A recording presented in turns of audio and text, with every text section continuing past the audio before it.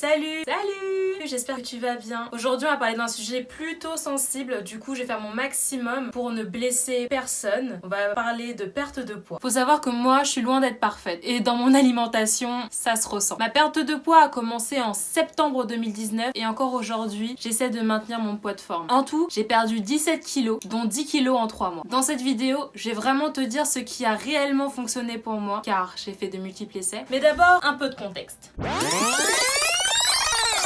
Parlons de Jen, de petite Jen. Primaire, collège, lycée, je suis en surpoids. Écoute, rien d'inhabituel pour moi. Je fais ma petite vie, cartable, sac à dos, je vais à l'école, je m'amuse avec les copains, les copines, ça se passe bien. Mais je me souviens d'un truc. Un petit en primaire, elle m'a vraiment marqué. On lui a demandé, dis, bip, qu'est-ce que tu penses de Jen? Jen? Elle est grosse. Quand je te dis qu'aujourd'hui encore mon cœur saigne de cette remarque, je pense que ça m'a beaucoup marqué. Et malgré le fait que j'ai continué ma vie comme ça, cartable, sac à dos, dans mon surpoids, ça restait dans un coin de ma tête me disant Jen, t'es grosse, t'es grosse, t'es grosse. Faut savoir que j'ai toujours fait 1 à 2 tailles de plus que ma grande sœur, qui a 1 an de plus que moi, à qui je me compare beaucoup du coup. Quand elle faisait un 34, je faisais un 38. Et quand elle faisait un 36, je faisais un 40. Mais bon, faire un 38, faire un 40, ça me va. Je suis très bien dans mon corps, dans ma peau. C'est après que ça s'est corsé. Puis vient l'université. Et en raison de problèmes de santé, je maigris énormément. J'ai tellement maigri que je pouvais emprunter enfin les habits de ma grande sœur. Je sais pas si t'as une grande sœur ou t'as un grand frère, mais quand t'as accès à une seconde garde-robe, waouh, des papillons dans les yeux. Des papillons dans le cœur. Je me dandinais comme ça là, à l'école, toujours de nouveaux habits. Et ouais, ça vient d'où? Et vous connaissez ma sœur. Vous imaginez bien que ces fringues, waouh, c'était un autre level. Et puis j'ai retrouvé la santé. Et heureusement, parce que je troquerai jamais ma santé pour une taille 36. Et avec la santé est revenu l'appétit. Du coup, je suis retournée dans mes habits taille 40. Et je me suis dit, bon, c'est pas grave, c'est comme ça. De toute façon, ça veut dire que c'est là où je dois me situer. Mon corps a parlé, mon corps a parlé. On va pas lutter des millions de fois. Voilà. Après mes études, je me suis installée dans un petit 15 mètres carrés à Paris, mon sanctuaire, ma vie. Puis, je suis entrée dans le monde du travail. Et là, je peux vous dire que ça a été 3 ans de dérive alimentaire. Du lundi au vendredi, à la cantine, entrée plat dessert le midi, le soir, McDonald's, Uber Eats, plat cuisiné. Et du jeudi au samedi, soirée, cocktail, after work, pam pam pam. Enfin, la vie d'avant quoi. Mais au début, la prise de poids elle vient pas tout de suite. Ça va. Puis, tu te rends compte que t'entres pas dans ton pantalon. Puis, tu te rends compte que le chemisier est un peu flottant. Cette fois, il serre un peu là. Tu sais, ça fait ça au niveau des boutons. Le pantalon de tailleur qui était souple à la base, il te serre. Alors tant pis, tu commandes de nouveaux habits, ça va.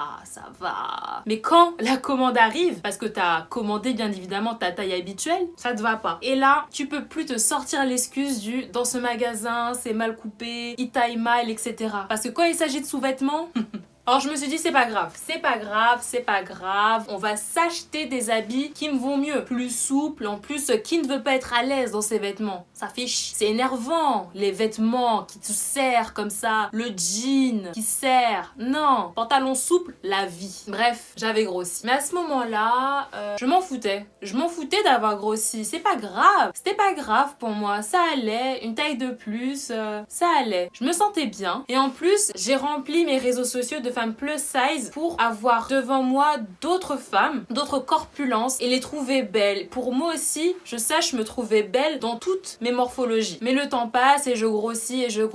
Et je les trouve belles ces femmes. Mais moi, je ne me reconnais plus. Et d'ailleurs, j'ai gardé une trace de mes pensées puisque je tiens un journal. Et en juin 2019, j'écrivais... Et si je débloquais mon PEL pour faire une liposuction? Je vais regarder les prix. Visiblement, mon poids ne me convenait plus. Ah, je vous parle de l'été 2019. Ah là là là là. T'es partie à Rome. Magnifique cette ville. Et pour la visiter, qu'est-ce que j'ai fait? J'ai marché. Marché. Et je me suis rendu compte d'un truc. J'étais obligée de mettre de la vaseline entre les cuisses pour que les frottements ne me créent pas de saignement. Et en plus, on m'a fait la remarque que je ronflais. Et pas le petit ronronnement mignon, etc. Un vrai ronflement qui t'empêche de dormir. Ça voulait dire que je dormais mal, que je dérangeais les personnes autour de moi. Bref, il fallait que je fasse quelque chose. Un autre point, YouTube. YouTube m'a beaucoup aidé à me remettre en question. Si je regarde mon historique entre mars et septembre 2019, voilà ce que j'y trouve. Là, je fais apparaître les choses là.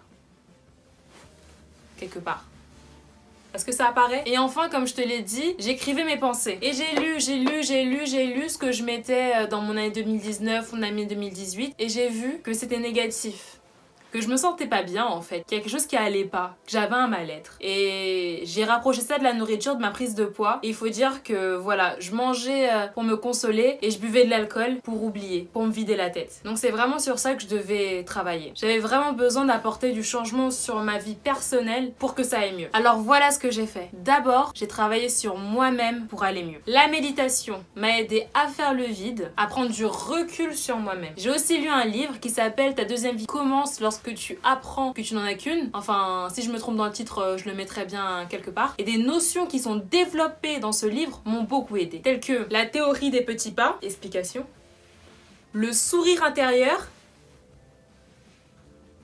et le triangle dramatique. Alors là, le triangle dramatique, je t'invite vraiment à bien lire ce qui est écrit là, parce que je pense qu'on est tous tombés dedans. Dans un second temps, j'ai sorti tous les habits de mon dressing et j'ai tout essayé, même les culottes.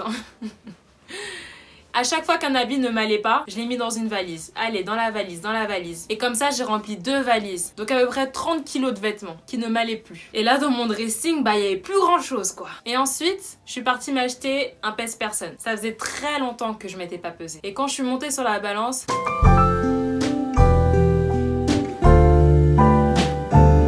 90,4 kg.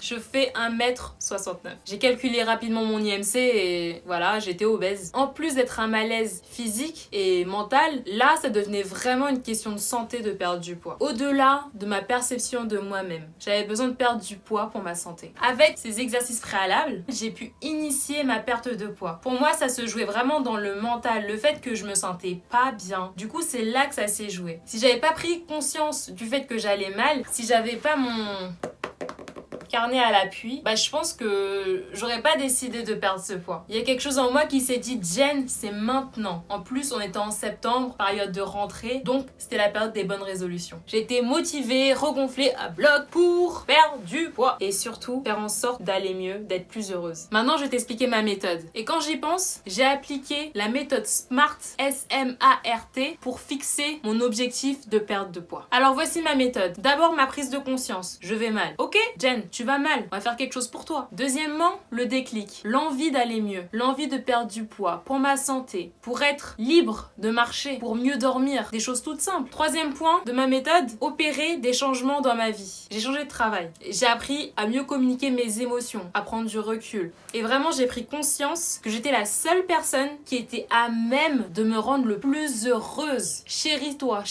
vraiment. Là, je me fais des petits câlins parce que 4. Je me suis fixé un objectif de perte de poids réalisable, 15 kilos, et dans une durée, 1 an. Car pour moi, il suffisait pas de perdre 15 kilos sur une petite durée et ensuite les reprendre, culpabiliser, me dire de toute façon ça sert à rien. Non. Si sur 1 an, tu maintiens ta perte de poids, c'est tout gagné pour le reste de ta vie, entre guillemets. Donc ça, c'est mon 5e. La date butoir, c'était 1 an. Je devais me repeser le 1er septembre 2020 et me dire, ok bébé, t'as réussi. Le 6e point de ma méthode, c'est d'avoir un système de récompense. À chaque kilo perdu, je me débloquais 10 € pour faire du shopping. Et en dehors de ma perte de poids, je dépensais pas pour faire du shopping. Et en plus, à chaque fois que je perdais du poids, je pouvais vider ma valise et remettre les vêtements que j'adorais dans mon dressing. Ces 2 récompenses m'ont vraiment aidé à tenir sur la durée. 7e point de ma méthode, compter les jours. Et ça, je l'ai fait sur une ardoise. C'est exactement cette ardoise. Là-dessus, j'écrivais une petite phrase de motivation, tu vas y arriver, tu es la meilleure. J'écrivais jour 1, jour 2, jour 3, tous les jours qui passaient, mon objectif de poids et la perte que j'avais effectuée. Je le notais et je l'affichais bien en évidence chez moi. D'ailleurs, j'ai un petit clip de ce que je me disais le jour 4 de mon processus de perte de poids. Je vais le mettre là. C'est mon 4e jour,